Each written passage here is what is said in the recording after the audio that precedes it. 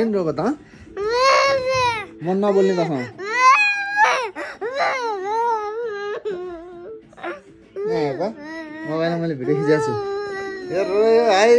रोयो किन रोको बाबाको माया लाग्छ एकचोटि भन् त सुनौ तँलाई बाबाको माया लाग्छ लाग्दैन राम्रोसँग भन् त अनि बाबाको माया लाग्छ नि बाबाले भने किन नमाने है आज त मम्मीसँग सुत ल है मसँग सुत्नु पर्दैन आजबाट ल मसँग सुत्ने बाबासँग सुत्ने हो ल ज्ञानी हुने है त यता हेर त